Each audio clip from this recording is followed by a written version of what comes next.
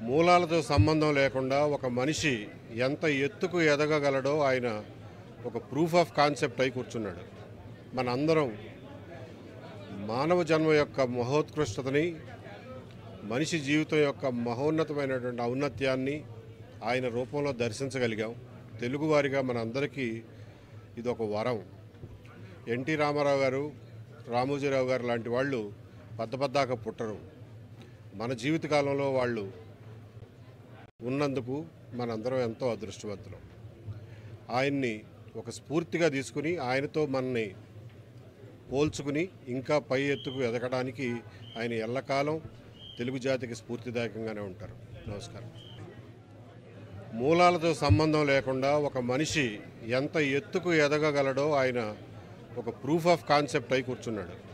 మనందరం మానవ జన్మ యొక్క మహోత్కృష్టతని, మనిషి జీవితం యొక్క మహోన్నతమైనటువంటి ఔన్నత్యాన్ని ఆయన రూపంలో దర్శించగలిగాం. తెలుగువారిగా మనందరికీ ఇది ఒక వరం. ఎన్టీ రామారావు గారు, రామోజీరావు గారు లాంటి వాళ్ళు పద్దపద్దాక పుట్టరు. మన జీవితకాలంలో వాళ్ళు ఉన్నందుకు మనందరం ఎంతో అదృష్టవంతులం. ఆయన్ని ఒక స్ఫూర్తిగా తీసుకుని ఆయనతో మనని పోల్చుకుని ఇంకా పై ఎత్తుకు ఎదగడానికి ఆయన ఎల్లకాలం తెలుగు జాతికి స్ఫూర్తిదాయకంగానే ఉంటారు. నమస్కారం. మూలాలతో సంబంధం లేకుండా ఒక మనిషి ఎంత ఎత్తుకు ఎదగగలడో ఆయన ఒక ప్రూఫ్ ఆఫ్ కాన్సెప్ట్ అయి కూర్చున్నాడు. మనందరం మానవ జన్మ యొక్క మహోత్కృష్టతని, మనిషి జీవితం యొక్క మహోన్నతమైనటువంటి ఔన్నత్యాన్ని ఆయన రూపంలో దర్శించగలిగాం.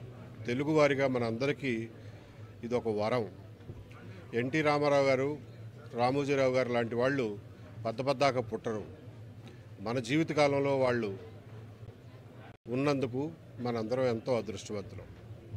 ఆయన్ని ఒక స్ఫూర్తిగా తీసుకుని ఆయనతో మనని పోల్చుకుని ఇంకా పై ఎత్తుకు ఎదగడానికి ఆయన ఎల్లకాలం తెలుగు జాతికి స్ఫూర్తిదాయకంగానే ఉంటారు. నమస్కారం.